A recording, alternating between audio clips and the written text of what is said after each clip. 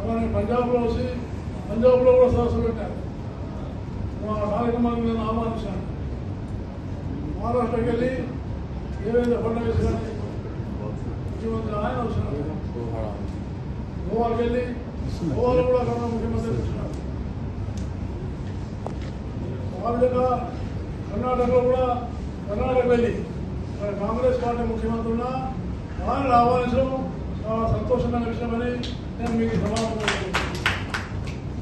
ఎందుకంటే పదవుల్లో ఉన్నవాళ్ళు ముఖ్యమంత్రి స్థాయిలో ఉన్నవాళ్ళు నిర్ణయాలు చేయాల్సి వస్తున్నారు.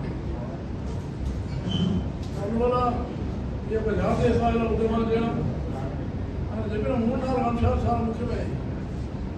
ఒకటి, రిజర్వేషన్ల విషయంలో రిజర్వేషన్ ఎత్తివేయాలని ఉపజరుగుతుందని చెప్పేసి శ్రీనివాసరావు గారు చెప్పారు.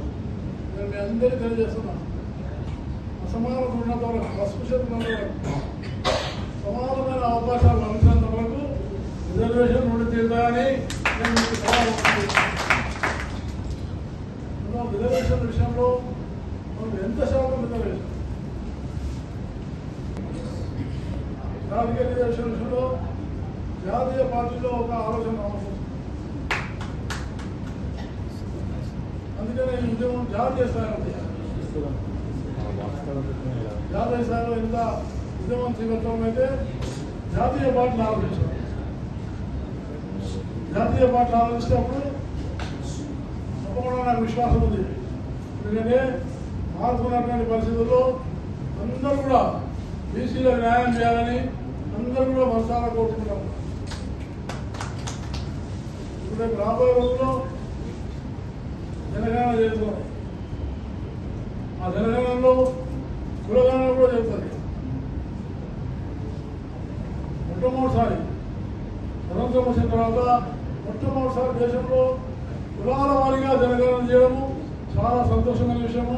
నేను ప్రధానమంత్రి నరేంద్ర మోడీ గారిని హృదయపూర్వకంగా అభినందిస్తా ఉన్నాను. జనాభా సంఖ్య కూడా జరుగుతున్నాయి.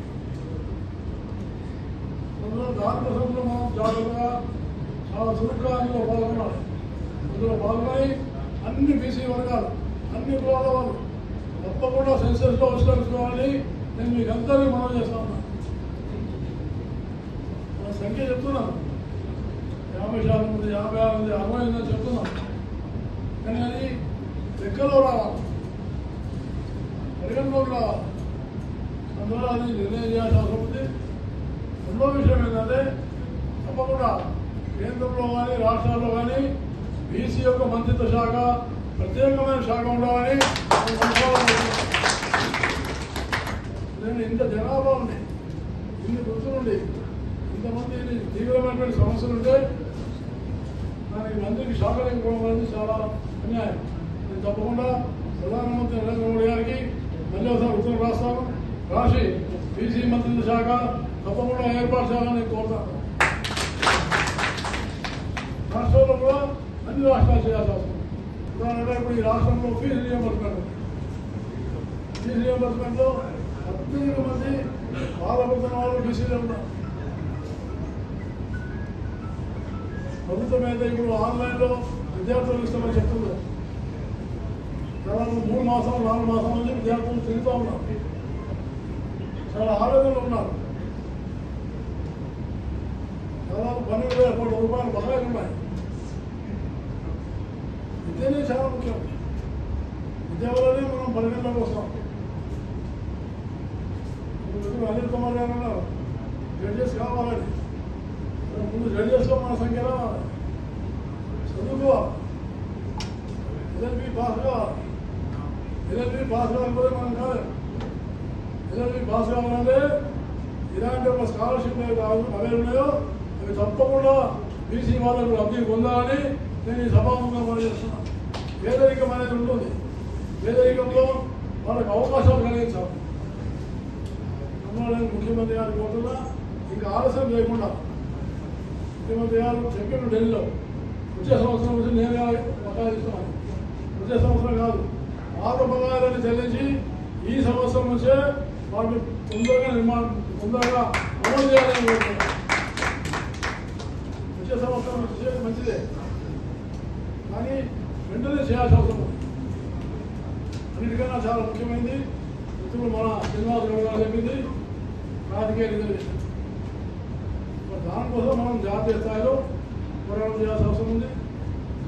తప్పకుండా పోరాటం చాలామంది చేస్తున్నాం, చాలామంది చేస్తున్నారు. జాతీయ స్థాయిలో కాదు కానీ రాష్ట్రాల్లో తమ స్థాయిలో చేస్తున్నారు. కానీ వీటన్నిటికీ జాతీయ స్థాయిలో ఇంకా ఒక పెద్ద బ్రాడర్ వేదిక కావాలని నేను ఈ సభాముఖంగా కోరుతున్నాను. నేను వారిని కోరుతున్నాను. ఎందుకంటే నేషనల్ లెవెల్లో ఒక పార్టీ కావాలి, ఇంకా కొంతమంది మేధావులను తీసుకోవాలి, ఇంకా కొంతమంది మాజీ మంత్రులు మాజీ అట్లాంటి వాళ్ళు తీసుకోవాలి, తీసుకొని భారతదేశంలో వాళ్ళని తీసుకోవాలి. అందుకని మనందరం కూడా ఆ వేదికను స్ట్రాంగ్ చేయడము, ఆ వేదిక ద్వారా ఒక మంచి ఉద్యమం తీసుకురావాల్సిన అవసరం ఉందని నేను ఈ సభాముఖంగా తెలియజేస్తూ, మరి తప్పకుండా నాకు విశ్వాసం ఉంది. ఆగస్టు 7వ తేదీ జరగబోయేటువంటి బెంగళూరులో జరగబోయేటువంటి ఒక జాతీయ సదస్సు తప్పకుండా విజయవంతం కావాలని మనసారా కోరుకుంటూ మనం దానికి ఆహ్వానించడం నేను ప్రయత్నం కూడా చేస్తానని చెప్పేసి నేను మరి తెలియజేస్తూ నాకు ఈ అవకాశం ఇచ్చినటువంటి ఒక మిత్రుడికి హృదయపూర్వకమైన ధన్యవాదాలు చేస్తూ సెలవు తీసుకున్నాను.